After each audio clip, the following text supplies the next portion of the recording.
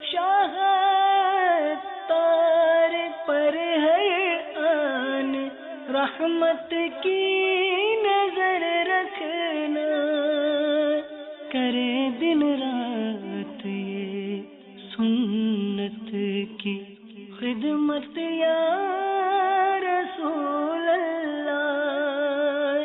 الحمدللہ رب العالمین والصلاة والسلام على سید المرسلین، اما بعد فاعوذ باللہ من الشیطان الرجیم، بسم اللہ الرحمن الرحیم، الصلاة والسلام علیک یا رسول اللہ وعلى آلک واصحابک یا حبیب اللہ، الصلاة والسلام علیک یا نبی اللہ وعلى آلک واصحابک یا نور اللہ۔ میٹھے میٹھے اسلامی بھائیوں اور اسلامی بہنوں، الحمدللہ عز وجل خالق کائنات جل جلالہ کی زمین پر عشق رسول صلی اللہ تعالی علیہ وآلہ وسلم کا مدنی جام تقسیم کرنے والے ایسے مرد کامل اب بھی موجود ہیں جو فیشن کی آفت میں گرفتار لوگوں کو پیارے مصطفیٰ صلی اللہ تعالی علیہ وآلہ وسلم کی سنت کریمہ کا اسیر بنانے کے خواہاں ہیں۔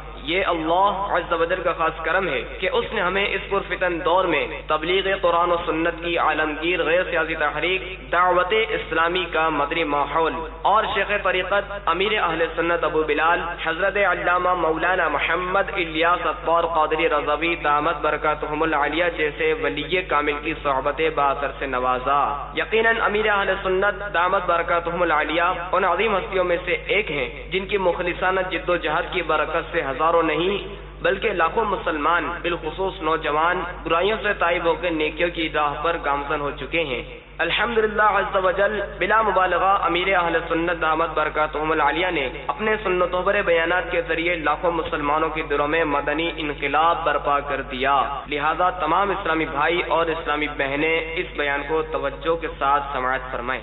الحمدللہ رب العالمین والصلاة والسلام علی سید المرسلین، اما بعد فاعوذ باللہ من الشیطان الرجیم، بسم اللہ الرحمن الرحیم، والصلاة والسلام علیک یا رسول اللہ وعلی آلک واصحابک یا حبیب اللہ، الصلاة والسلام علیک یا نبی اللہ وعلی آلک واصحابک یا نور اللہ۔ اللهم صل وسلم وبارك على سيدنا ومولانا محمد النبي الأمي الحبيب العالي القدر العظيم الجاه وعلى آله وصحبه وسلم صلاة وسلام عليك يا سيدي يا سيدي يا سيدي یا مکی یا مدنی یا عربی یا رسول اللہ۔ حضرت مولا کائنات مولا علی مشکل کشا کرم اللہ وجہ الکریم کی ایک کرامت کا ذکر کرتا ہوں۔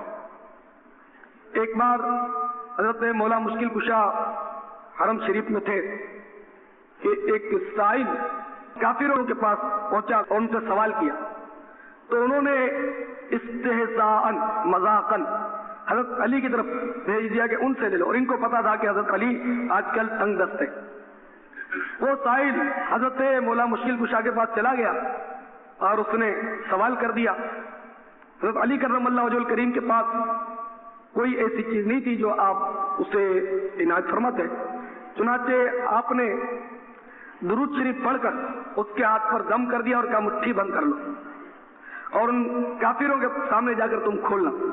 چنانچہ وہ مٹھی بند کر کے کافروں کے سامنے گیا اور ان کے سامنے یوں کھول دی تو اس خالی ہاتھ میں سونے کی اشرفی پڑی تھی۔ جب کافروں نے حضرت مولا مشکل کشا کی یہ کرامت دیکھی تو دنگ رہ گئے، اور کئی خوش نصیب ان میں ایسے تھے کہ جو یہ کرامت دیکھ کر مسلمان ہو گئے۔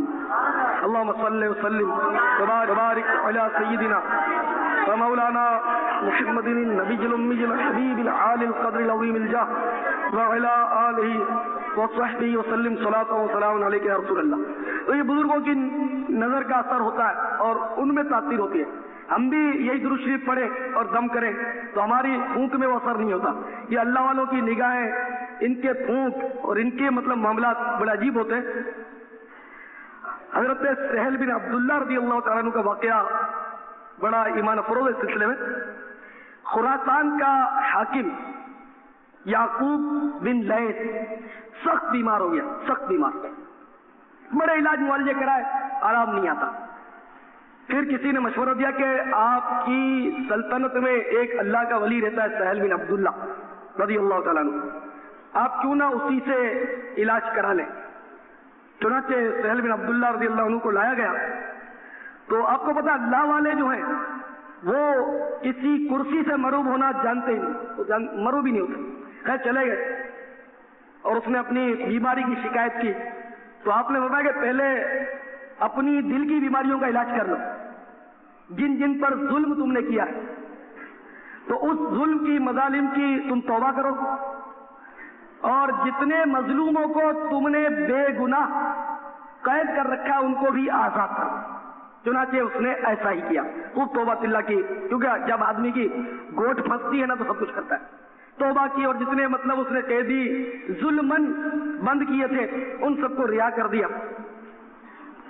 اب حضرت سہل بن عبداللہ رضی اللہ تعالیٰ عنہ نے دعا کے لیے ہاتھ اٹھائے اور دعا کر دی۔ اسی وقت یعقوب بن لیث حکیم خراسان تندرست ہو گیا، صحت یاب ہو گیا، بڑا خوش ہوا، اور اس نے کوئی 40,000 درہم نظر پیش کی، غالباً بہرحال بہت بڑی رقم نظر کے طور پر خوش ہو کر پیش کی۔ آپ نے اس کو ٹھکرا دیا، نہیں لیا اور تشریف لے گئے۔ آپ کے ساتھ جو صاحب تھے انہوں نے عرض کیا کہ حضور آپ لے ہی لیتے، غریبوں میں تقسیم کر ڈالتے، مگر لے تو لیتے آپ۔ تو آپ رنگ میں آ گئے اور ریت کے ذرے کنکر جو بکھرے ہوئے تھے ان پر ایک نگاہ ولایت ڈالی، وہ سب سونے اور ہیرے جواہرات کی طرح جگمگانے لگے، ہیرے جواہرات بن گئے۔ آپ نے جن کو جتنا چاہیے لے لو۔ پھر فرمایا کہ جس کو یہ خزانہ میسر ہو وہ بادشاہ کے خزانے کو کیوں نظر اٹھا کر دیکھے۔ اور اللہ والوں کا معاملہ بڑا عجیب ہوتا ہے۔ تو اسی طرح مولا مشکل کشا نے دم کیا تو خالی ہاتھ میں سونے کے اشرفی بنے۔ اللهم صل وسلم وبارك على سيدنا ومولانا محمد النبي الأمي الحبيب العالي القدر العظيم الجاه وعلى آله وصحبه وسلم۔ آج انشاءاللہ ہم نیک بننے کا ورد سیکھیں گے، اللہ کرے ہم نیک بن جائیں۔ ہر نماز کے بعد 41 بار یا رشید ہو، دیکھو یا رشید ہو ہے، شین ہے، سین نہیں ہے، لیکن بعض بھائی ہوتے ہیں وہ سین اور شین میں فرق نہیں کر سکتے، تو شین ہے 3 نقطے والی۔ ہر نماز کے بعد یا رشیدو اگر پڑھ لیا کریں گے تو انشاءاللہ اس کی برکت سے نیک بن جائیں گے۔ میرے بھائیوں، امر بالمعروف و نہی عن المنکر، اگرچہ یہ موضوع جو ہے یہ بالکل عام لوگوں کے لیے نیا، کبھی اسٹیج پر یا کبھی مطلب ہے کہ ممبر پر اس ٹاپک پر نہیں بولا جاتا، اگر بولا بھی جاتا ہے تو اللہ ماشاءاللہ 1-2 روایتیں پیش کر کے آگے گزر جایا جاتا ہے۔ لیکن ایک عجیب مطلب ہے کہ حالات ہے کہ جو اہم ترین موضوع ہے اس پر کوئی معلومات کسی کو بھی توجہ نہیں دیتا۔ حالانکہ میں آپ سے عرض کرتا ہوں یہ قرآن عظیم میں جا بجا امر بالمعروف کی تاکید آئی، نیکی کا حکم کرو اور برائی سے روکو، بالکل یعنی کہ جگہ جگہ تاکید آئی۔ بلکہ مومن اور منافق کا فرق بھی قرآن شریف نے اسی نسبت سے ارشاد فرمایا۔ میں آپ کو 2 آیتیں پڑھ کے سناتا ہوں، آپ کو تعجب ہوگا کہ آج تک ہمیں پتہ ہی نہیں تھا اور ہم کسی کو نیکی کی بات بتاتے ہی نہیں، برائی سے روکتے نہیں، حالانکہ قرآن کیا کہہ رہا ہے۔ لیکن حدیث اگر بیان کی جائے تو لوگ بحث کرتے ہیں کہ صاحب یہ ضعیف ہے یا قوی ہے یا حسن ہے یا غریب ہے، صحیح ہے، پتہ نہیں کون راوی ہے، لیکن قرآن عظیم میں آپ کو 2 آیتیں پڑھ کر سناتا ہوں، اس میں مومن کی تعریف کیا اور منافق کی تعریف کیا ہے۔ اللہ اکبر۔ 10ویں پارے کی 15ویں رکوع میں یہ دونوں آیتیں موجود ہیں، 10ویں پارے کی 15ویں رکوع میں۔ چنانچہ اللہ تبارک و تعالیٰ مومن کی تعریف، مومن مرد اور مومن عورتوں کی، عورتیں یہ نہ سمجھیں اسلامی بہنوں پر بھی فرض ہے کہ وہ بھی امر بالمعروف کریں، اپنے فیلڈ میں اپنے بچوں کو کریں، اپنی بہن کو کریں، اپنی ماں کو کریں، جس کو جیسا ممکن ہو اور جس کو جیسا موقع میسر آئے۔ اللہ تعالیٰ فرماتا ہے والمؤمنون والمؤمنات بعضهم اولیاء بعض یأمرون بالمعروف وینہون عن المنکر۔ کنز ایمان شریف میں امام اہل سنت رحمۃ اللہ تعالیٰ علیہ اس کا ترجمہ بیان کرتے ہیں، اور مسلمان مرد اور مسلمان عورتیں ایک دوسرے کے رفیق ہیں، بھلائی کا حکم دیں اور برائی سے منع کریں. یعنی یہ ایک دوسرے کے دوست ہیں، رفیق ہیں، ساتھی ہیں، مومنین اور مومنات، مرد و عورتوں کہ یہ اپنے اپنے فیلڈ میں، اپنے اپنے ماحول میں بھلائی کا حکم دیں اور برائی سے منع کریں. یہ ان کا مطلب اعزاز ہے. یأمرون بالمعروف وینہون عن المنکر. اچھا، اب منافقین کی تعریف میننگ ڈیفینیشن، تعریف میں خوبی نہیں، یہاں مطلب منافقین کی مذمت کے لیے وہ اس طرح بیان فرمائی گئی اسی 10ویں پارے کے 15ویں رکوع میں. میرے آقا امام اہل سنت رحمۃ اللہ علیہ اس کا ترجمہ یوں فرماتے ہیں کنز الایمان شریف میں، منافق مرد اور منافق عورتیں ایک تھیلی کے چٹے بٹے ہیں، برائی کا حکم دیں اور بھلائی سے منع کریں. دیکھیے مومن کی شان یہ بیان کی گئی قرآن عظیم میں کہ وہ نیکیوں کا حکم کرتا ہے اور برائیوں سے بچاتا ہے، روکتا ہے، منع کرتا ہے. اور منافق کی ڈیفینیشن، منافق کی خاصیت اور مذمت یوں بیان کی گئی کہ یہ تو ایک ہی تھیلی کے چٹے بٹے ہیں، ان کا تو کام یہ ہے کہ نیکیوں سے منع کریں اور برائیوں کو رواج دیں، برائیوں کو مطلب ہے کہ نافذ کریں، برائیوں کا لوگوں کو حکم دیں، برائیوں کی ترغیب دلائیں. چنانچہ حدیث پاک میں سرکار مدینہ سرور قلب و سینہ صلی اللہ تعالی علیہ وسلم کا فرمان عالی شان ہے، کچھ لوگ بھلائی کے پھیلنے کا سبب ہوتے ہیں تو کچھ برائی کے پھیلنے کا سبب ہوتے ہیں. تو مبارک ہے وہ لوگ کہ جو بھلائی پھیلنے کا سبب بنتے ہیں، اور ان لوگوں کے لیے ہلاکت ہے، بربادی ہے، تباہی. ان لوگوں کے لیے ہلاکت ہے کہ جو برائی پھیلنے کا سبب بنتے ہیں. یعنی ایک گروہ کو میرے پیارے آقا صلی اللہ تعالی علیہ وسلم مبارکباد پیش کر رہے کہ وہ گروہ مبارک ہے، برکت والا ہے کہ جو نیکیوں کا، بھلائیوں کا پھیلنے کا سبب بنتا ہے، اور وہ گروہ نامبارک ہے، برباد ہے، ہلاکت والا ہے، تباہ ہے کہ جو برائیوں کے پھیلنے کا سبب بنتا ہے.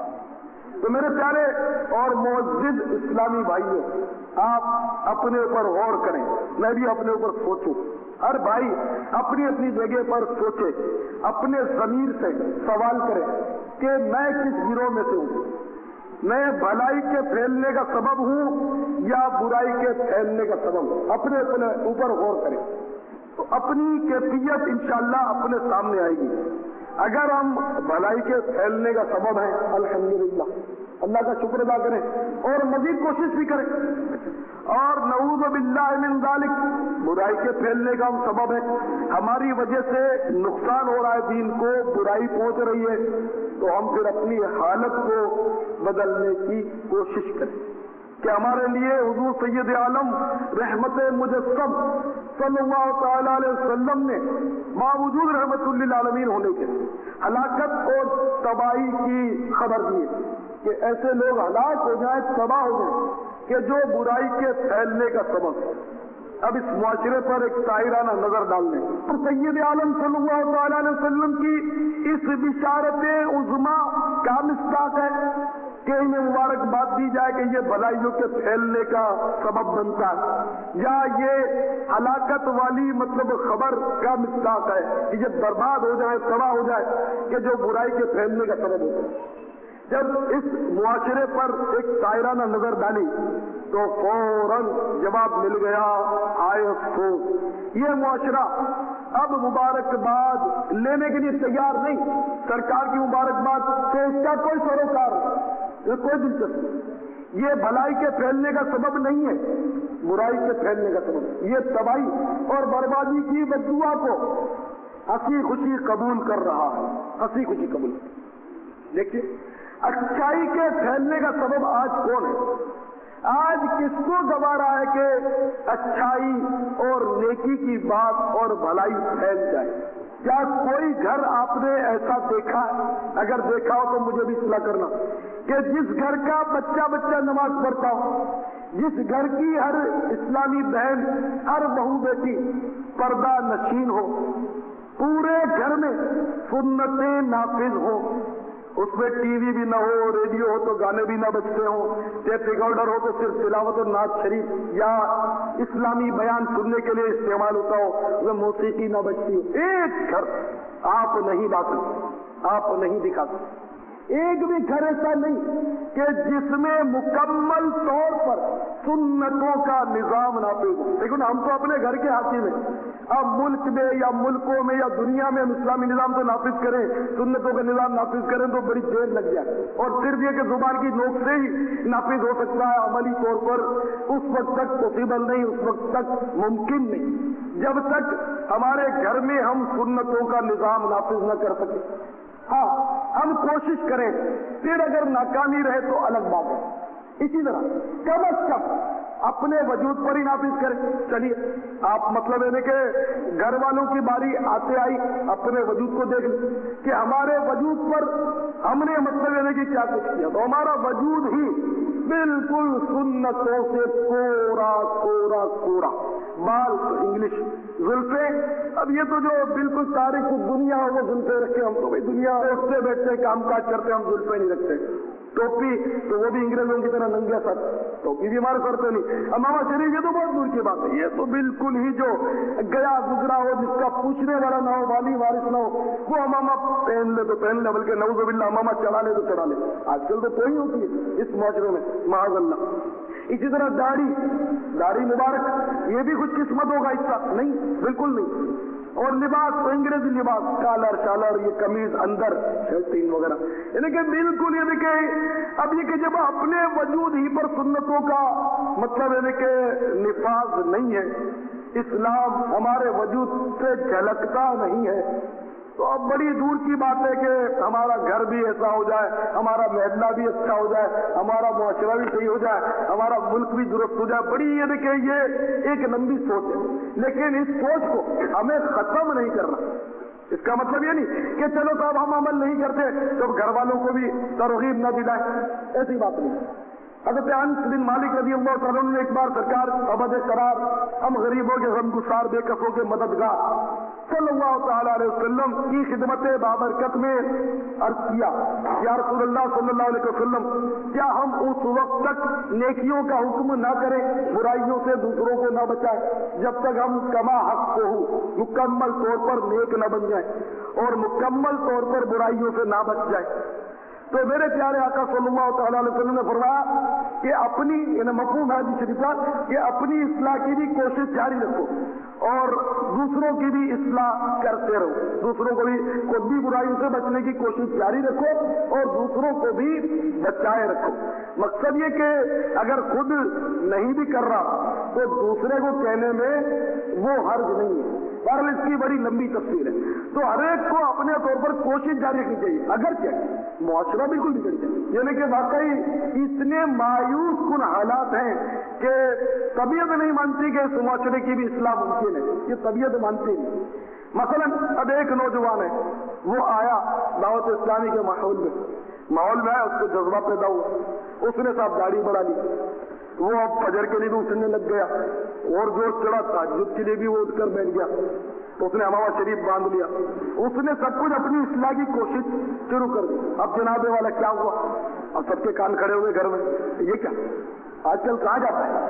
تو بتائے گا بھائی دعوت اسلامی اجتماع ہو جاتا ہوں، آدھی رات کو اٹھ کر تو ہماری نیندیں خراب کرتا ہے، تو وظیفے کھینچتا ہے، یہ فلاں کا بیٹا پاگل ہو گیا تھا، فلاں کا بیٹا پاگل ہو گیا تھا۔ ارے یعنی سارا پاگل خانہ وظیفہ کھینچنے والوں سے بھرا ہوا، انہیں سارا پاگل خانہ تہجد گزاروں سے اور درود شریف پڑھنے والوں سے بھرا ہوا ہے کہ اس معاشرے کی سوچ دیکھو، یہ جتنے گلیوں میں بھٹک رہے پاگل یا بیچارے دیوانے، وہ سب کے سب وہ نمازیں پڑھ کے تہجد پڑھ کے درود ذکر کر کے پاگل ہو گئے، لیکن کیسی عجیب سوچ ہے۔ اگر بچہ کچھ پڑھنے لگتا ہے، درود شریف کی تصویر اس کے ہاتھ میں آتی ہے تو گھر والے سمجھتے ہیں یہ پاگل ہو جائے گا، نعوذ باللہ من ذالک۔ بلکہ اگر ان کی یاد میں کوئی گم ہو بھی جائے تو میں کہتا ہوں کہ کوئی تشویش کی بات نہیں، کوئی سی تشویش کی بات نہیں۔ کسی نے اس تمنا کا اظہار کیا ہے اپنے شعر میں، میں عشق میں یوں گم ہو جاؤں، ہرگز نہ پتا اپنا پاؤں، دیوانہ زمانہ کہہ کر پتھر مجھ پر برساتا رہے.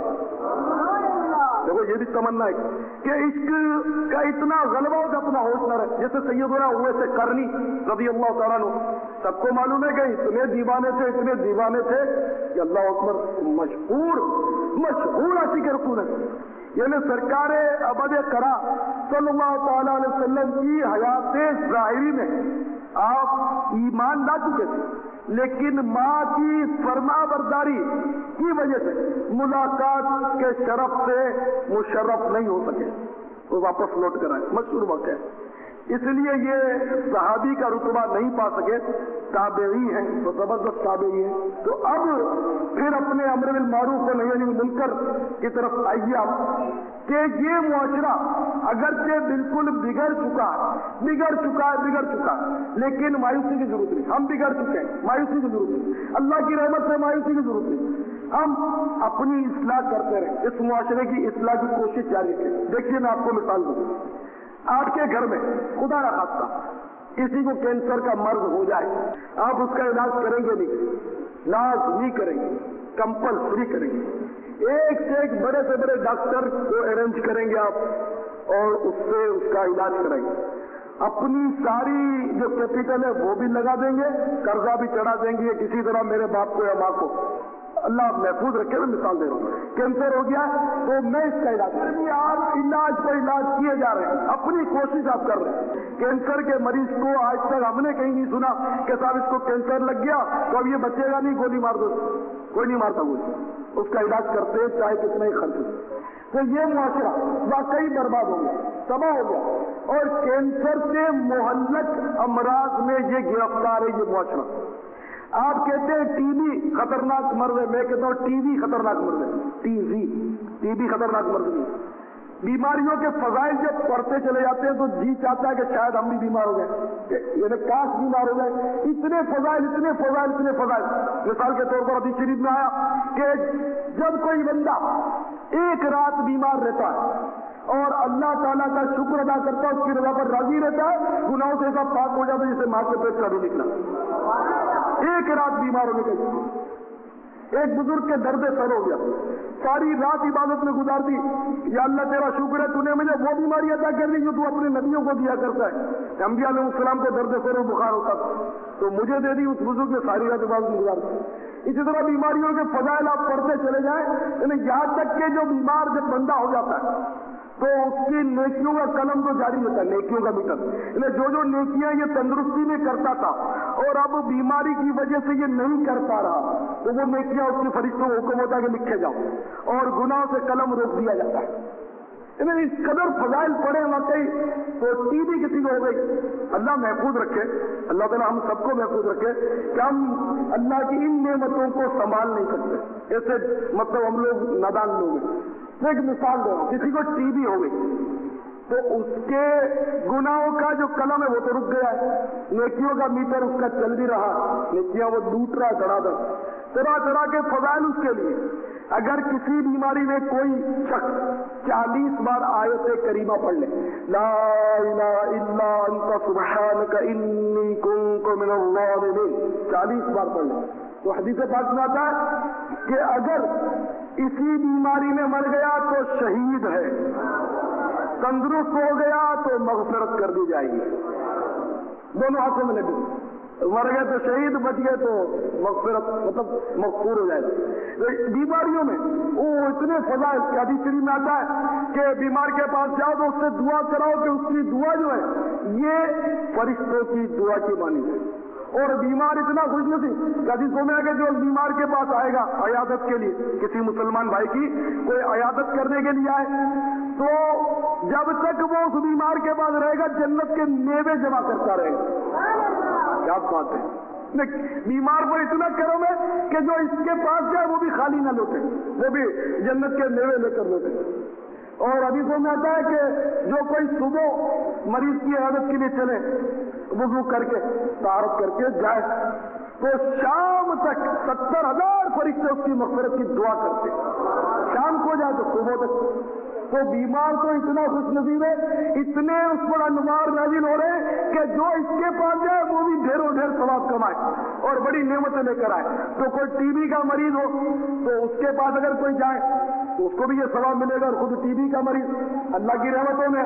तो टीबी का मर्ज खतरनाक नहीं, टीबी का मर्ज खतरनाक है। टीबी बहुत खतरनाक, खुदा की कसम बहुत खतरनाक। इस टीवी के मर्ज ने आज मुआशरे का सत्यानाश कर दिया।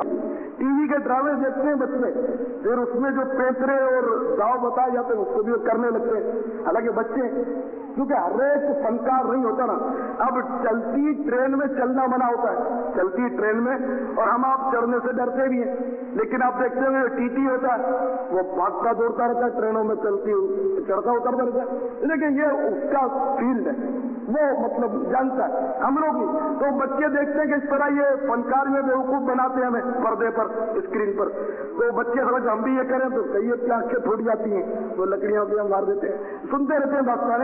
तो हम चाहते थे कि हमारा मुआशरा पाक हो, लेकिन बदकिस्मती से ये मुआशरा तो नापाक से नापाक तर होता चला गया।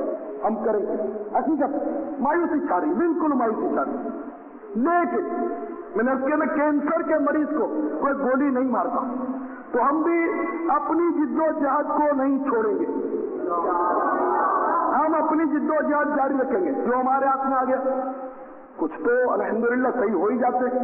अब इतने सारे माशाअल्लाह बेटे हैं, इतने सारे, इनमें कई आपको बदमाश होंगे, जो सारे काम को तो पता होता है बदमाश है, कई डाकू, कई गुंडे, कई चेक पुतरे, कई लड़ाके, कई फिल्में ड्रामे देखने वाले, ड्रामों में काम करने वाले, हर तरह के लोग, डांस करने वाले, डांसर, ढोलक बजाने वाले, हर किस्म के लोग यहाँ माशाअल्लाह जमा हो जाते हैं। तो इनकी इस्लाह होती तो है, तो काम करने से कुछ रोज फर्क तो पड़ता है। कई घराने अल्हम्दुलिल्लाह सही तो हो जाते। इसी तरह ये कैसेट जो बयान हो गए ये पूरी दुनिया में जाते हैं, और अल्लाह के फजल से इसके हमें व्यूज भी मिलते हैं। ये दावत इस्लामी वाले पता नहीं थोड़ी सी देर में हमें क्या क्या बता जाते हैं कि हमको मतलब एहसास हो जाता है कि हमने आज तक जिंदगी बिल्कुल अंधेरे में गुजारी थी, तो पता ही नहीं था हमें क्या करना चाहिए था। तो अल्हम्दुलिल्लाह इन कैसेटों के जरिए भी तबलीग हो रही और पूरी दुनिया में असरात दावत इस्लामी के पहुंच रहे अल्हम्दुलिल्लाह। और अभी तो मुख्तसर सा हुआ इस अंदाज पर हमें शुरू किए, इंशाअल्लाह मजीद ये अम्र बिल मारूफ की तहरीक आगे बढ़ेगी, परवान करेगी। हम नहीं तो हमारी नस्लें, आपकी नस्लें, आइंदा नस्लें इंशाअल्लाह किसी न किसी हद तक दुरुस्त होंगी। अब देखिए ये नौजवान है हमारे, ये बेचारे रोते हैं, तड़पते हैं कि हमको दाढ़ी नहीं रखने देते। जैसे वो मैंने आयत पढ़ी ना कि मुनाफिक मर्द और मुनाफिक औरतें एक थैली के कच्चे बच्चे हैं, ये नेकियों से रोकते, मना करते हैं, बुराइयों का हुक्म देते। तो आज हर माँ बाप नऊज़ुबिल्लाह, हर माँ बाप से मुराद मेरी यही उमूम होता है, उमूमन ये बिल्कुल बुराई का हुक्म देते, नेकी से मना करते। मसलन कई केस मिले, नमाज के लिए नहीं जाने, पहले काम करो फिर नमाज, कज़ा करो नमाज, दाढ़ी तो कोई रखने नहीं देता। ये जितने भी नौजवान दाढ़ी रखते हैं सब लड़ झगड़ के रखते, इल्ला माशाअल्लाह इक्का दुक्का माँ बाप ऐसे होंगे जो प्यार से दाढ़ी रखने का कहते होंगे, बाकी तो मुझे कोई सिखा देंगे, सब भी मना करता। कई नरम होते हैं तो कम मना करते हैं, शुरू में मना करते हैं फिर छोड़ देते, प्यार से समझाते हैं। और कई ऐसे माँ बाप भी हैं जो मारते, पीटते, दाढ़ी नींद में काट देते, अमामा शरीफ फाड़ देते। कई माँ बाप ऐसे कि खुद रोते हैं कि तुझे क्या हो गया, तू किसके हत्थे चढ़ गया, ये तूने क्या सूरत बना ली, नऊज़ुबिल्लाह रो। तो अभी रोने को क्या करें? अब इस तरह मतलब है कि रोता भी अपनी मतलब है कि कोताहियों पर भी रोता है, अपने कारनामों पर भी रोता है, और मरते वक्त तो हर गुनाहगार को रोना ही पड़ेगा, जाहिर कब्र में सबको रोना पड़ेगा। और जहन्नमी तो इतना रोएंगे, इतना रोएंगे, इतना रोएंगे कि उनके आंसू खत्म हो जाएंगे, फिर खून निकलना शुरू है, नदियां बह जाएंगी। तो रोना अल्लाह की याद में हो, उसके हबीब के इश्क में रोना हो, खैर ही खैर। और अगर दुनिया की हाय पीट में रोना हो तो शर ही शर, सिर्फ दुनिया की मोहब्बत में अगर रोना हो। तो बहरहाल ये कि इस तरह ही हमारे भाई बड़ा मुकाबला करते हैं अपने घरों में, इनको बहुत सताया, बहुत सताया।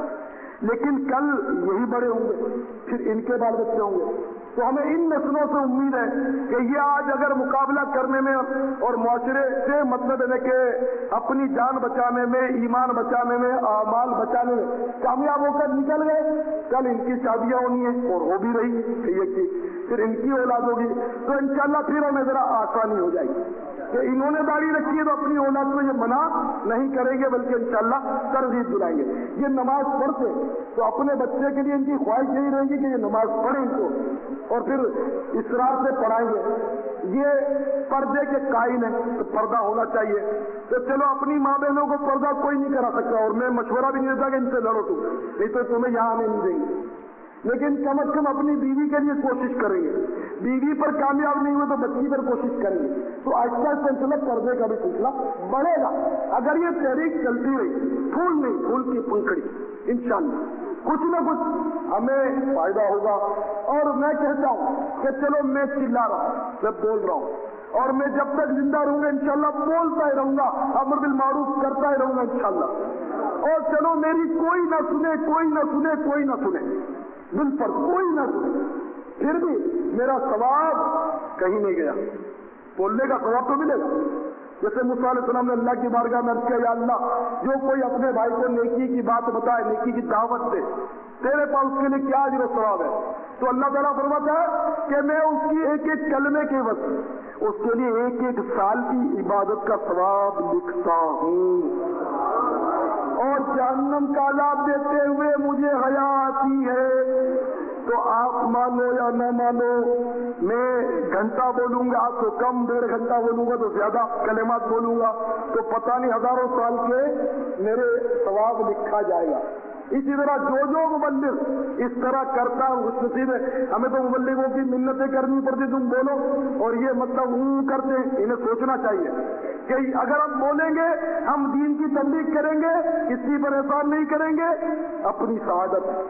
मैं एक बार नहीं, आपको 101 बार कह चुका हूँ कि मेरे भाइयों, मेरे दोस्तों, आप जब भी दीन की बात किसी को बताओ, तबलीग करो, सुन्नतें बयान करो, तो हरगिज़ ये ज़हन में तसव्वुर नहीं करो कि मैं कोई कारनामा कर रहा हूँ, या मैं या अना वगैरह को करीब मत फटकने, और गड़बड़ बिल्कुल मत करो। वरना याद रखो, कहीं ऐसा ना हो कि तुम अकड़े, तुमने गड़बड़ की, तुम्हारा पत्ता साफ हो गया, अल्लाह ताला ने किसी और को आगे कर दिया। तो मैं तो उस वक्त से डरता हूँ कि या अल्लाह तू मुझसे दीन का काम लेता ही रहे, ऐसा ना हो कि मेरी जगह कोई और ले ले, मैं ठंडा पड़ जाऊं या मैं सुस्त पड़ जाऊं, मैं छोड़ दूं, कोई और आगे बढ़े। या अल्लाह मुझे ये शहादत नसीब फरमा, और हम सबको बढ़ चढ़कर ये शहादत नसीब फरमा। एक दूसरे पर अल्लाह ताला हमें सबकत करने की तौफीक अता फरमा। जब मैं यहाँ बोलता हूँ, एक इज्तिमा, चलो मैं बोल रहा हूँ, तो अल्लाह करे कि आप इससे बड़े बड़े इज्तिमात में बोले, और यहाँ मैं अकेला ही तो नहीं बोलता, और भी हमारे में, लेकिन बोलते ही चले जाते हैं अल्हम्दुलिल्लाह। और पूरे शहर में, पूरे मुल्क में, बल्कि बैरून मुल्क भी अफराद पहुंचे, वो हर जगह बोलते रहते हैं, मुझे तादाद भी पता नहीं चलती कितने हो गए, अल्हम्दुलिल्लाह। तो ये मतलब बोलना, खड़े होकर, इसमें ज्यादा फायदा। हम एक को समझाएं, उसमें हमारी बात एक तक पहुंची, और अगर बोलना सीख गए तो सैकड़ों हजारों तक हमारी आवाज पहुंच गई, तो हमें ज्यादा सवाब मिलेगा, और ज्यादा लोग इंशाल्लाह अमल करने की तरफ तरगीब उनको मिलेगी। तो मेरे प्यारे साई भाइयों, बहरहाल अभी आप अगर सबके सामने बोलने की जरूरत नहीं पाते तो उसकी तो कोशिश करें, लेकिन कम अज कम इनफिरादी तौर पर भी आप कोशिश करेंगे तो आप इंशाअल्लाह काबिल मुबारकबाद होंगे। हदीस शरीफ के मुताबिक कि वो काबिल मुबारकबाद हैं वो लोग, उनको मुबारक हो कि जो लोग भलाई के फैलने का जरिया बनते, तो आप भलाई के फैलने का जरिया बने। अमर बिल मारूफ किया जाए तो अगला बाजों का चिल्लाता है, गाली गलौज करता है, और फिर हम लोगों की भी घूम जाती है, हम भी गुस्से में आ जाते हैं। तो यहाँ हम लोग मैदान चूक गए, या बिल्कुल मैदान चूक गए। इसको आप यूं समझे कि मरीज है, मरीज को डॉक्टर जो है वो इंजेक्शन मारता है, उसके जख्म को साफ करने के लिए वो ऐसी दवाएं लगाता है कि मरीज चिल्लाता है, चीखें मारता है। तो डॉक्टर उसको मारना शुरू नहीं कर देता, जैसे कि हम किसी को बता दें तो हम तो लड़ाई कर देते, डॉक्टर उसको मारता नहीं, डॉक्टर मुस्कुराता रहता और उसको दिलासा देता है, क्योंकि डॉक्टर इसकी नफ्सियात को परखता है, समझ कि इसको जो तकलीफ है ये इसके मर्ज की वजह से, तो जब ये मर्ज दूर हो जाएगा इसकी तकलीफ खत्म हो जाएगी, ये चिल्लाना मौकूफ कर देगा।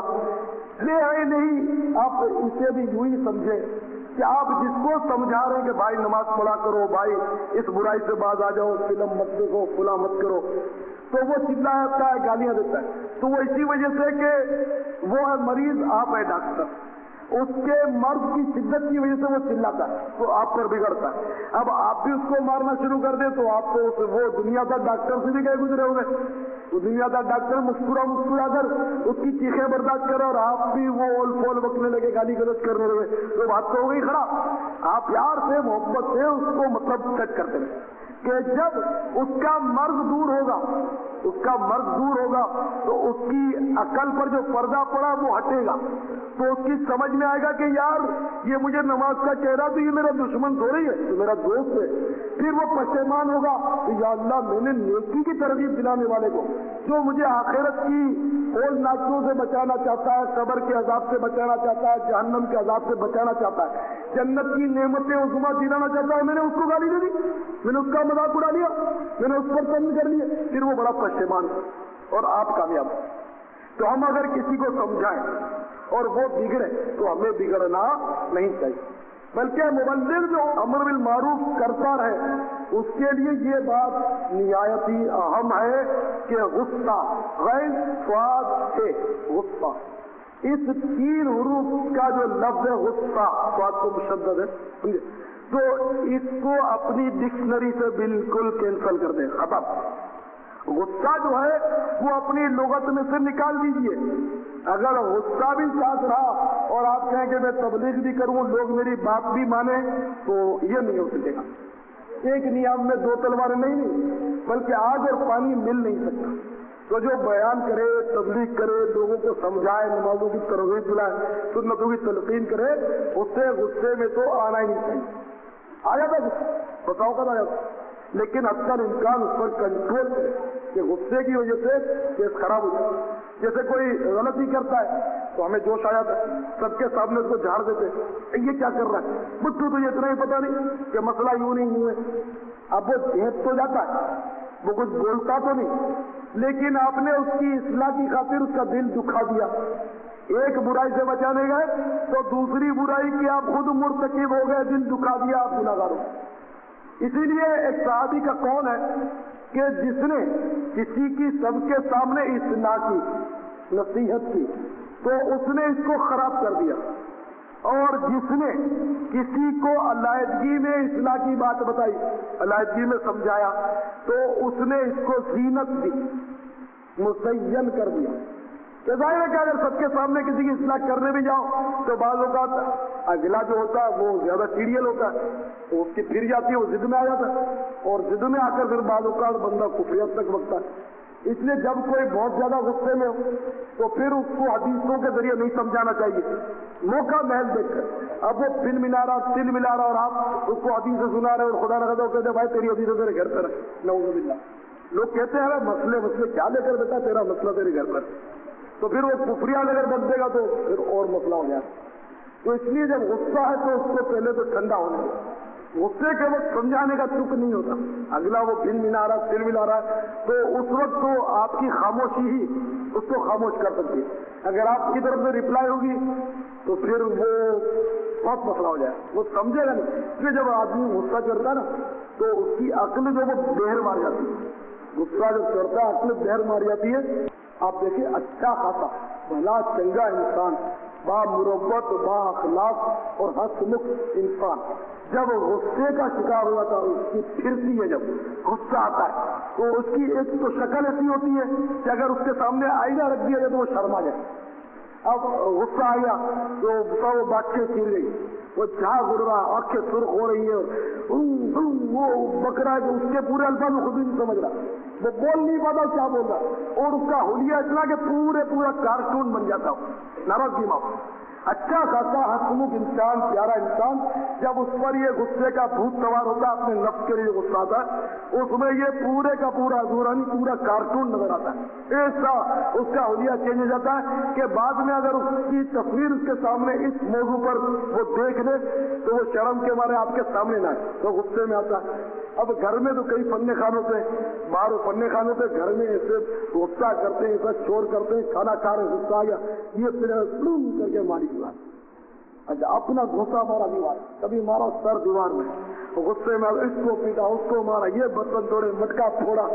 یہ غصے میں یہ مجھے تو سارا میری معاشرے کا مرد تماشے دیکھتا رہتا ہوں, والدین بتاتے کہ یہ یوں کرتا ہے. آپ کے سامنے مولوی بنا ہوا ہمارے سامنے بدماشی کرتا ہے. تو بعض ایسے بھی ہوتے ہیں, تو ایسا نہیں ہونا چاہیے کہ غصے میں انسان بالکل کارٹون بن جاتا ہے اور ایسی حرکتیں کرتا ہے کہ بالکل جانور بھی ایسی حرکتیں شاید نہ کرے. تو اپنے نفس کے لیے جو غصہ ہے اور اس غصے پر عمل کرنا, کر گزرنا. حسن بصری رحمۃ اللہ علیہ فرماتے کہ غصے میں خوب اچھلتا کہیں ایسا نہ ہو کہ اب کی اچھال تجھے جہنم میں ڈال دے. ایسا بھی ہوتا ہے غصے میں آدمی پہلے تو غصہ کرتا ہے تو اول پول بکتا ہے, پھر تیری جو ماں بہن کی گالیاں اس پر بس نہیں تو گریبان پکڑا اور دیا اس کو 2 ہاتھ مارا ماری. پھر آگے وہ ہمارے محافظ سمجھے وہ پکڑ کے کر دیتے اندر. اور پھر جناب والا پھر بھی مسئلہ حل نہیں ہوا اگر چاقو کو ڈال دیا آپ نے سریوں کے پیچھے, پتہ نہیں 14 سال کی پڑے یا پھر پھانسی پہ لٹک جائے. تو غصے ہی میں تو آدمی قتل کرتا ہے اور پھر وہ پھانسی پہ لٹک جاتا ہے. میرے پاس کئی آتے رہتے وہ بس غصہ بہت آ گیا تو 3 طلاق ہم نے دے دیا, مسئلہ کیا ہوگا؟ تو ہم کہیں گے طلاق ہو گئی. بس وہ ایسا غصہ تھا کہ ہمیں کچھ ہوش ہی نہیں تھا. ہم نے دی طلاق دیجیے, مسئلہ آپ پورا سوچ کے بتائیے. ہم نے بہت زیادہ غصے میں طلاق دی اور ظاہر ہمیں یہی جواب دینا ہوتا ہے کہ بھائی آج تک تو ایسا کوئی دیکھا نہیں کہ جو ہم سے یہ آ کر مسئلہ پوچھے کہ بھائی کیا کریں کہ وہ کل جو تھی وہ بیوی پر پیار زیادہ ہی آ گیا تھا کچھ. تو میں نے کہا کہ آج تم بہت اچھی لگتی ہے, جاؤ تمہیں 3 طلاق. ایسا کوئی نہیں دیکھا کہ جو پیار میں طلاق دے بندہ غصے میں طلاق دیتا ہے تو طلاق ہو جائے گی. ورنہ وہ جج کو بھی کہہ دینا کہ وہ غصے میں میں نے چھری چلا دی, غصے میں میں نے گولی چلا دی, بڑی بات چلے گی. تو اسی لیے تمہیں غصے سے منع کیا گیا کہ اب کی اچھال تجھے کہیں جہنم میں نہ ڈال دے. تو غصہ بہت خطرناک. تو جو امر بالمعروف کرتا ہے, تبلیغ کرتا ہے, اس کو تو غصے سے کوسوں دور رہنا پڑے گا. بہرحال میرے پیارے سوئی بھائیوں, اس معاشرے کی اصلاح کے لیے کوشش کرتے رہیں. اگر باوجود قدرت ہم نے اس معاشرے کی اصلاح کی کوشش نہیں کی تو پھر یہ ایسا نہ ہو کہ ہم بھی پھنس جائیں. جیسا کہ حدیث پاک میں ابو داؤد شریف کی حدیث ہے کہ جس قوم میں گناہ ہوتے ہوں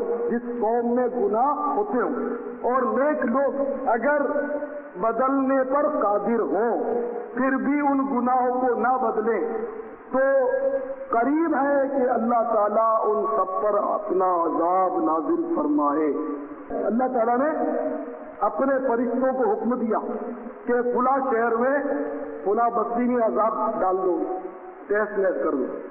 تو فرشتوں نے عرض کیا یا اللہ ان میں تو فلاں تیرا نیک بندہ بھی ہے جو بہت ہی نیک ہے, تو اس کا کیا؟ تو اللہ تعالیٰ فرماتا ہے کہ میرے فرشتوں اس کو بھی عذاب میں مبتلا کر دو, انہی کے ساتھ اس کو بھی عذاب میں گرفتار کر لو اور اس کی چیخیں مجھے سناؤ. وہ عذاب آئے تو وہ نیک بندہ چلائے, چیخیں مارے, کیونکہ یہ خود تو نیکی کرتا تھا, گناہ سے بچتا تھا, لیکن میرے دوسرے بندوں کو گناہ کرتے دیکھ کر اس کے دل پر ناگواری کیوں ظاہر نہیں ہوتی, اس کا چہرہ متغیر کیوں نہیں ہوتا تھا, اس کو مطلب گناہ پر صدمہ کیوں نہیں ہوتا تھا, اس سے اس کو بھی عذاب میں مطلب مبتلا کرو. حضرت یوشع بن نون نبی ہوئی, ان پر وحی نازل کی گئی کہ اس قوم کو عذاب دیا جائے گا. اور اس قوم میں 60,000 تو تھے بدکار, جبکہ 40,000 جو تھے وہ نیک بندے تھے. 60,000 بدکار تھے اور 40,000 نیکوکار. تو ان 40,000 نیکوکار بندوں کو اس لیے عذاب دیا گیا کہ یہ لوگ ان کے ساتھ گناہگاروں کے ساتھ خلط ملط رہتے تھے اور ان کو گناہوں سے روکتے نہیں تھے, اس سے وہ بھی تباہ کر دیے. اس طرح مطلب میرے پیارے سوئی بھائیوں آپ غور فرمائیں. حضرت ابو امامہ رضی اللہ عنہ فرماتے ہیں کہ سرکار کے کچھ امتی ایسے ہوں گے صلی اللہ علیہ وسلم کہ کل بروز قیامت وہ خنزیر اور بندروں کی شکل میں اٹھائے جائیں گے. اور اس کی وجہ یہ ارشاد فرمائی کہ چونکہ وہ لوگ نافرمانوں کے ساتھ اختلاط رکھتے تھے, نافرمانوں کے ساتھ محل جول رکھتے تھے, ان سے تعلقات رکھتے تھے اور ان کو مطلب برائیوں سے روکنے کی کوئی کوشش ہی نہیں کرتے تھے, اس لیے یہ خنزیر اور بندر کی شکل میں اٹھا جائے. حضرت سیدنا عبد الوہاب شعرانی رحمۃ اللہ تعالیٰ نے یہ روایت نقل کرنے کے بعد فرماتے ہیں کہ جب نافرمانوں کے ساتھ میل جول کرنے والوں کا یہ حال ہے کہ وہ خنزیر اور بندر کی شکل میں اٹھائے جائیں گے، تو نعوذ باللہ جو خود نافرمانیاں کرتا ہے، اپنے اعضاء کو گناہوں سے نہیں بچاتا، اس کا انجام کیا ہو؟ تو میرے پیارے بھائیوں، یہ معاشرہ واقعی اب ایسا ہی ہے، اب جو معاشرہ وہ ایسا ہی ہے۔ اگر خود نافرمانی سے بچتا بھی ہے تو دوسرے کو نافرمانی دیکھ کر بالکل کانوں میں چوں تک نہیں رہی، یہ دھوم دھڑکے سے بس میں گانے بج رہے ہیں، بالکل ٹیسٹ سے سنتے ہوئے چلے جا رہے، خود نہیں بجاتے، لیکن جب گانے سن رہے چلو اس کو روک نہیں سکتے بس والے کو، کم از کم اتنی غیرت تو اپنے اندر ہونی چاہیے نا کہ اپنے دل میں برا جانے، اپنے دل میں برا جانے کہ یار یہ نہیں ہوگا۔ ہوٹل میں گانے بجنے ساتھ سے ہم بیٹھے ہوئے، چلو مجبور یہ ہم کھانے کے لیے چلے گئے، ہوٹل والا نہیں مان رہا، تو کم از کم دل میں تو ناگواری ہو کہ یار یہ غلط ہو رہا ہے، نہیں ہونا چاہیے۔ یہ بندے تاش کھیل رہے، گڈیاں لے کر بیٹھے، تاش کی گڈی، ہم انہیں روک نہیں سکتے، لیکن کم از کم ان کو برا تو جانے دل میں کہ یہ غلط کر رہے ہیں، ہم بھی تماشا بنا رہے ہیں، ویڈیو گیمز گلی گلی میں کھیل رہے ہیں، فٹ بال گیمز کھیل رہے ہیں، ہم کم از کم دل میں تو برا جانے، ان کا تماشا ہم کو نہ بنائیں۔ جب کسی پر ظلم ہو رہا ہو، مارا جا رہا ہو، کسی کو یا قتل کیا جا رہا ہو، تو جو ادھر کھڑا رہے اور اس کو روکے نا، صرف کھڑا رہے تماشا دیکھ، تو اس پر اللہ تعالیٰ کی لعنت اترتی ہے، لعنت۔ اور آج کل اگر دو آدمی لڑ رہے ہیں، ایک مار رہا ہے دوسرا پٹ رہا ہے، ہم تو تماشا دیکھتے ہیں اور یوں تجسس سے دیکھتے ہیں، اگر گاڑی پہ جا رہے ہیں یوں گردن نکال کے دیکھتے ہیں، گاڑی روک دیتے ہیں تو مزہ آتا ہے تماشا۔ تو لعنت اترتی، لعنت کے معنی اللہ کی رحمت سے دور۔ تو میرے پیارے بھائیوں، اس معاشرے کی تباہی خود ہمارے اپنے ہاتھوں سے، ہم روکتے نہیں، تو اب دیکھیں کتنے عذاب ہمارے سامنے کہ اگر ہم نے ان نافرمانوں کے ساتھ، بے نمازیوں کے ساتھ، داڑھی منڈوں کے ساتھ، فلم دیکھنے والوں کے ساتھ اگر رہے اور ان کو ان برائی سے روکنے کی کوشش نہیں کی، تو نعوذ باللہ یہ وعید ہے کہ بندر اور خنزیر کی شکل میں قیامت میں نہ اٹھا دیے جائے۔ میں نے داڑھی منڈوں کہہ دیا، داڑھی منڈے آ کے پھاڑ رہے کہ یار ہم کو بھی اس نے اتنا برا کہہ دیا، میں نہیں کہتا برا، بہت اچھے آدمی، اب میں کیا کروں، اللہ رسول کا حکم ہے کہ داڑھی منڈا گناہ گار، میں کیا داڑھی منڈانا حرام ہے، اب میں کیا کروں، میں آپ کی خوشامد کیسے کروں کہ آپ بہت اچھے آدمی، بہت جچتے ہیں، آپ ماڈرن ہیں، بہت مطلب ہے کہ آپ جچتے نہیں، میں نہیں کہوں گا نا۔ اب اللہ رسول کا حکم، اطیعوا اللہ واطیعوا الرسول، اطاعت کرو اللہ کی، اطاعت کرو اس کے رسول کی، اور اس کے رسول صلی اللہ علیہ وسلم نے حکم دیا داڑھی بڑھاؤ، مجھ سے چھوٹی کرو، اور مجوسی آتش پرست کی مخالفت کرو، یا ان جیسی شکلیں مت بناؤ جو میرے دشمن ہیں، تو جو دشمنان مصطفیٰ جیسی شکل بنانے میں مطلب مبتلا ہو، نعوذ باللہ، اللہ ہر مسلمان کو اس نوسط سے بچائے۔ پہلے تو کافر بھی داڑھی رکھتے تھے، ابو جہل ابو لہب سب داڑھی رکھتے تھے، لیکن اب یہ نوسط ایسی ایمان سے گلے پڑی ہے کہ شعار ہی ختم ہو گیا مسلمانوں کا، نشانی ختم ہو گئی۔ آج کل تو عجیب، بلکہ داڑھی والا مایوب سمجھا جاتا ہے، پہلے داڑھی منڈا مایوب ہوتا تھا، اب داڑھی والا مایوب ہے، داڑھی والے کو لوگ بری نظر سے دیکھتے، داڑھی منڈا جچتا، ان کو پھبتا، داڑھی والا بیچارہ شادی کرنے لگے تو اس کے لیے ہزار مطلب مسائل کھڑے ہوتے ہیں، اور داڑھی منڈا پھٹ مطلب وہ گھوڑے پر چڑھ جاتا ہے، لیکن خیر داڑھی منڈا یہاں دنیا میں عیش کر رہے، اگر شادی کی وجہ سے وہ داڑھی نہیں رکھتا ہے تو داڑھی والا انشاءاللہ کل جنت میں حوروں کے ساتھ عیش کرے گا، انشاءاللہ اس کو حوروں کے ساتھ مزے ہوں گے، وہ نعمتیں اللہ عطا کرے گا۔ اللہ داڑھی منڈے کو بھی محروم نہ رکھے، اللہ توبہ کی توفیق، دیکھو بددعا نہیں دے رہا، میں ایک بات کر رہا ہوں، اب شادی کے بعد ہم رکھیں گے، ارے بھائی زندگی کا کیا بھروسہ، شادی ہونے میں پہلے مر جاؤ گے تو، اور جناب والا لوہے محفوظ پر جوڑا لکھا ہوا، ہم مومن ہیں، ہمارا ایمان ہے کہ تقدیر بھلی یا بری جو کچھ ہے وہ اللہ کی طرف سے مطلب، لیکن لکھی ہوئی ہے جیسا ہم کرنے والے تھے ویسا اس نے لکھ لیا، تو لوہے محفوظ پر جوڑا لکھا ہوا ہے، تو وہ دنیا کی کوئی طاقت نہیں روکتی، چاہے آپ داڑھی رکھیں، زلفیں رکھیں، امامہ ہر وقت باندھے، وہ ہو کر رہے گی۔ اور اگر نہیں لکھی شادی آپ کی تقدیر میں تو آپ لاکھ ماڈرن بنے، روز ماڈرن نہیں مرتے بغیر شادی ہو گئے۔ ابھی بیچارہ کہ بیپاری وہ لانڈی سے آ رہا تھا، وہ اپنی کمائی کر کے نوٹوں کے بندل لے کر وہ لیا کرتا وہاں دوسری بس پر وہ سوار ہونے گیا، اخبار نے خبر دی تو 3 جنوں نے اس پر حملہ کر دیا، بیچارے کو مار دیا، 18 سال کا نوجوان تھا، تھوڑے دنوں سے اس کی شادی ہونے والی تھی، مجھے پتا نہیں کہ وہ ماڈرن تھا، میں نے فوٹو نہیں دیا، میں ایک مثال دوں کہ زندگی کا کیا بولوں گا، اللہ اس کی مغفرت فرمائے، نام اس کا مسلمانوں والا ہے عبد الستار بیچارے کا نام ہے، اللہ اس کو غریب کی رحمت فرمائے۔ تو بہرحال یہ کہ زندگی کیا بولوں، ابھی گلشن اقبال میں چند ماہ پیشتر واقعہ ہوا تھا کہ ایک دولہا نکاح پڑھنے کے لیے مسجد کی طرف یا 6 महीने की तरफ आ रहा था, अपनी घर की सीढ़ी उतर रहा था, उसका पाँव फिसल गया और वो बेचारा गिर गया और मर गया। निकाह पढ़ने चला था, निकाह गाह तक नहीं पहुंचा, वो मर गया। तो भाई वो मुकद्दर में होगा। तो ये शैतान के बड़े के मीठे मीठे वार होते हैं, हकीकत में ये मीठे नहीं होते, बजाय मीठे होते, लेकिन इनका मिठास वो खतरनाक और भयानक नताइज रखता है।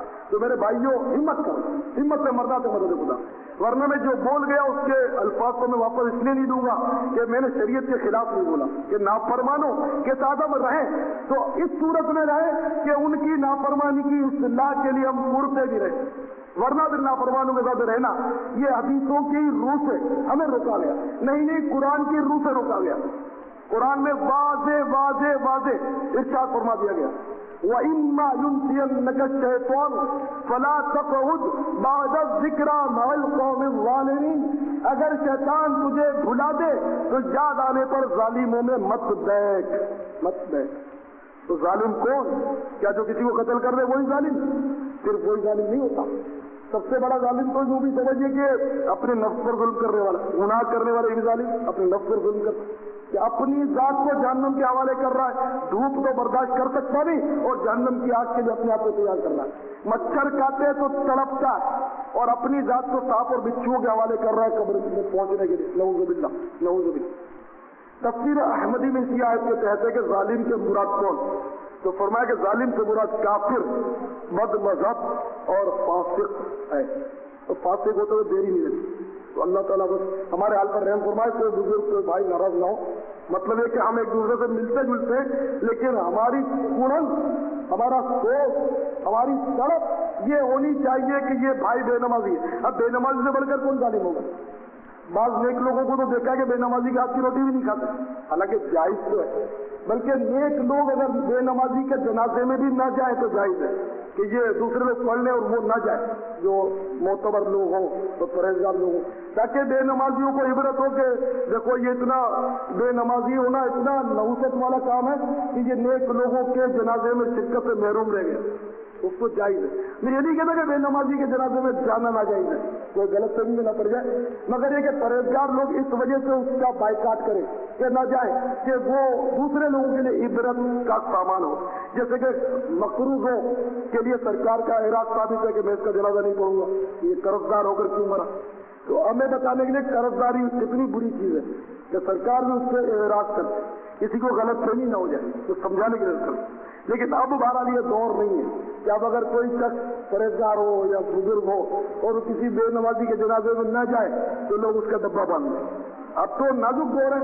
तो मैं एक बात बता रहा हूं कि अगर कोई यूं करे तो जायज है, जायज है तो बात पर लोग अगर न जाए, बहरहाल कि वो जाए या न जाए, बेनमाजी जो है ये जालिम तो हुआ ना, बेनमाजी से बढ़कर कौन जालिम।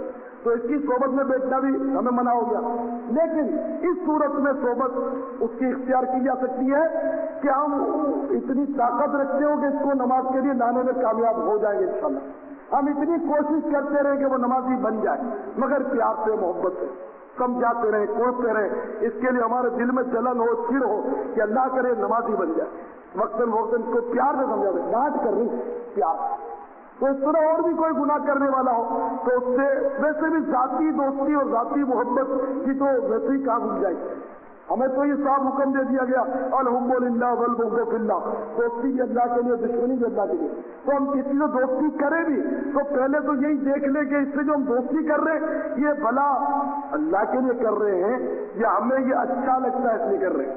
अब मसलन एक तो मकसद ये कि इससे दोस्ती इसलिए की कि ये नेक आदमी है तो मुझे भी इसका फैज़ मिलेगा, चलो दोस्ती कर ली, बहुत अच्छी बात। बात सूरत ये होती है कि चलो मैं इससे दोस्ती करता हूँ, ये नमाज नहीं पढ़ता, मैं इसको मस्जिद में ले आऊंगा, ये फिल्में बहुत देखता है, मैं इसको फिल्में छुड़ाऊंगा, इज्तिमा में ले आऊंगा, तो ये भी दोस्ती चलो अच्छी नहीं। लेकिन मैं दोस्ती इसलिए करूँ कि ये मालदार है तो चाय पीने जब होटल में जाएंगे तो आगे बढ़ जाया करेगा, है ना, तो ये दोस्ती तो खराब हुई ना, मफाद के लिए हुई। अच्छा इसलिए मैंने दोस्ती की कि ये छोटा है और रूप रंग इसका निखरा हुआ है, تو طبیعت مائل ہے معاذ اللہ، بڑا داڑھی والا بندہ ہوتا ہے بازو کا جھگڑا، اور ایک مطلب لڑکا اس کے ہاتھ میں بیری اس کی انگلی میں ہوتا ہے، نعوذ باللہ۔ یہ دوستی بہت خطرناک ہے، بالکل اللہ کے لیے الگ ہو ہی جانا چاہیے۔ اگر آپ کی نیت خراب نہیں بھی تو کل شیطان نیت خراب کر سکتا، دوسرے کو بدگمانی ہو سکتی ہے۔ تو یہ دوستیاں تو بالکل گندی، بالکل ٹیچر دوستیاں وہ ہونی چاہیے۔ اپنی سائز کے ساتھ ہو تو آدمی جچتا کہ شیطان مطلب ذرا کم دیکھائے گا، ورنہ وہ تو بالکل گناہ کرانے پر آنکھوں کے زنا سے بچنا بہت مشکل ہو جاتا ہے۔ اگر بے ریچ جس کی داڑھی نہیں پھوٹی ابھی اس کے ساتھ، یا مطلب ہے کہ داڑھی پھوٹ بھی گئی ہے لیکن بعض اٹریکشن ہوتا ہے، تو اس کے ساتھ دل پر اچھا غور کر رہے کہ میں اس سے ملتا ہوں جلتا ہوں دوستی کرتا ہوں تو میرے دل کی کیفیت کیا ہے۔ میں کہتا ہوں اس لیے اللہ سے ڈرتے ہوئے کہ میرے دل کی کیفیت کیا ہے۔ اگر ایسا ہے تو اس سے میلوں دور بھاگ جانا چاہیے۔ اگر ایسا نہیں ہے، جب بھی اس سے چمٹا کر اور گڈ موڈ ہاتھ میں ہاتھ لے کر چلنے سے پھر بھی جتنا ممکن ہو احتیاط ہمارے ہاتھ میں بہتر ہے۔ ان کے انتقال کے بعد کسی نے خواب میں دیکھا تو ان سے سوال کیا کہ حضور آپ کے ساتھ کیا معاملہ ہے؟ تو انہوں نے بتایا کہ اللہ تعالیٰ نے فرمایا کہ اپنے اعمال سناؤ، تو میں گناہ سناتا رہا، آخرکار ایک گناہ پر میں آ کر رک گیا اور شرم کے مارے میری حالت خراب ہو گئی، میں بول نہیں سکا شرم کے مارے، یہاں تک کہ میرے چہرے کا چمڑا جو تھا وہ جل کر گر گیا اور میں بہت تکلیف میں مبتلا ہو گیا۔ تو خواب دیکھنے والے نے پوچھا کہ حضور آخر وہ کیا گناہ تھا؟ تو اس بزرگ نے فرمایا کہ دراصل بات یہ تھی کہ ایک بار میں نے خوبصورت غلام لڑکا، ایک خوبصورت لڑکے کو میری نظر پڑی تو وہ مجھے اچھا معلوم تھا اور میں نے اس کو ذرا ایک نظر سے دیکھ لیا، اور یہ گناہ ایسا تھا کہ مجھے شرم آئی کہ میں اللہ تعالیٰ کے سامنے کیسے سناؤں، اس کی وجہ سے مجھ پر یہ مصیبت نازل ہوئی۔ تو اللہ تعالیٰ ہم سب کو اس معاشرے کو ایسا بنانے کی توفیق عطا فرمائے کہ جس کے بارے میں ہمارے آقا صلی اللہ علیہ وسلم نے ارشاد فرمایا کہ کئی لوگ ایسے ہوتے ہیں کہ جو بھلائی کے پھیلنے کا سبب ہوتے ہیں اور وہ ان کے لیے مبارک ہے، اور کئی ایسے ہوتے ہیں کہ جو برائی کے پھیلنے کا سبب ہوتے ہیں اور ان کے لیے ہلاکت ہے۔ تو اللہ تعالیٰ ہمیں ایسا معاشرہ بنانے کی توفیق عطا فرمائے کہ ہمیں مبارکباد سرکار کی نصیب ہو جائے۔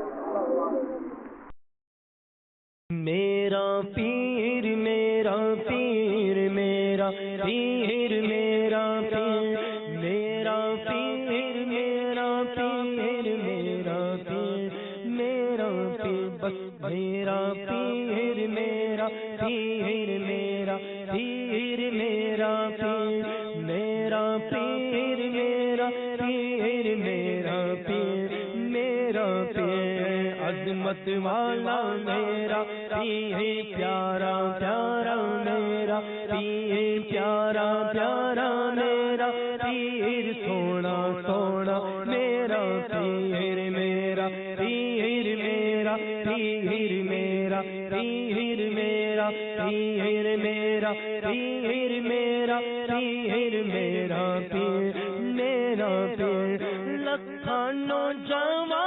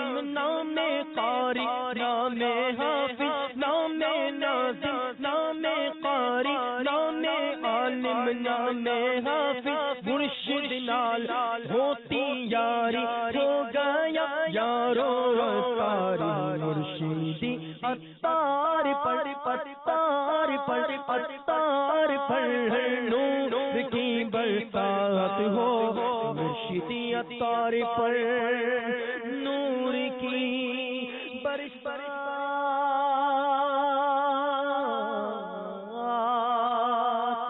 ہو.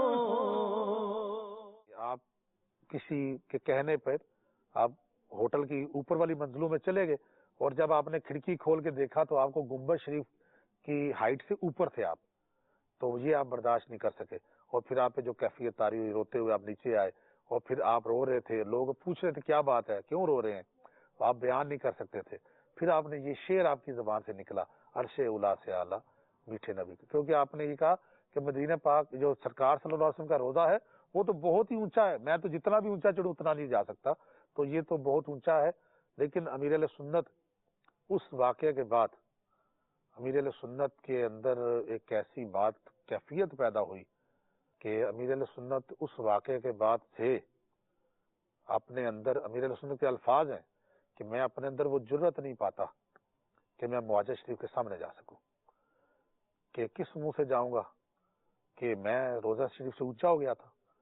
اور اس دن سے امیر علیہ سنت جب بھی حاضری دیتے ہیں سبز جالیوں کی طرف سے دیتے ہیں، جہاں سے ممبر شریف ہے، جہاں ریاض الجنہ روضۃ الجنہ اس طرف سے جاتے ہیں اور پشت کی طرف سے جاتے ہیں، اور پھر ایسے حاضری دیتے ہیں جیسے بچہ چھپ چھپ کے دیکھتا ہے کس کو. آپ کا حاضری کا انداز یہی ہے کہ ایک وہ لجاجت بھی ہے، ایک تڑپ بھی ہے، ایک ملنے کا شوق بھی ہے، وہ ایک خوف بھی ہے، ایک ادب بھی ہے. وہ پتہ نہیں کیسی کیفیات وہاں جمع ہوتی ہیں امیر علیہ سنت کے اس حاضری میں کہ امیر علیہ سنت کے چہرے سے لگتا ہے جیسے خوفزدہ بھی ہیں اور ایک شوق ان کو کھینچ کے بھی لے جا رہا ہوتا ہے. آپ کے شہزادے کی ویڈیو دیکھی، آپ کا پیام سنا، آپ کا شہزادہ بہت زیادہ آزمائش میں بیچارہ بستر پر پڑا ہے، اور جس طرح آپ اس کی ترکیب فرما رہے تھے قابل رحم اور رحم، قابل ہمدردی ہے. دعا کرتا ہوں یا اللہ پیارا حبیب صلی اللہ تعالی علیہ وآلہ وسلم کا واسطہ طیب سعید کو صحت کاملہ عاجلہ نافعہ عطا فرما. یا اللہ اس کو شفا دے کر سنتوں بھری طویل زندگی عطا فرما. اس کو، اس کے والدین کو، سب گھر والوں کو صبر بھی عطا فرما، صبر پر اجر بھی عنایت فرما. آمین بجاہ النبی الامین صلی اللہ تعالی علیہ وآلہ وسلم. محمد الیاس عطار قادری دامت برکاتہم العالیہ کہ جو یقیناً بڑے انقلابی طریقے سے دین کی یہ خدمات انجام دے رہے ہیں کہ آنے والی نسلوں کو دین کی جانب اور آقا علیہ الصلوۃ والسلام کی سنت پر عمل کرنے کا جو جذبہ دے رہے ہیں وہ بھی نہایت قابل تحسین ہے کہ اس دور میں حضرت موصوف کی یہ خدمات یقیناً ہماری آنے والی نسلوں کے لیے بڑی فائدہ مند ہوگی. اللہ رب کریم ان کو بھی زیادہ سے زیادہ اور زیادہ ذوق اور شوق اور للہیت کے ساتھ دین متین کی اس خدمت کو انجام دینے کی توفیق عطا فرمائے. صلو علی الحبیب صلی اللہ تعالی علی محمد. مجھے اپنی اور ساری دنیا کے لوگوں کی اصلاح کی کوشش کرنی ہے.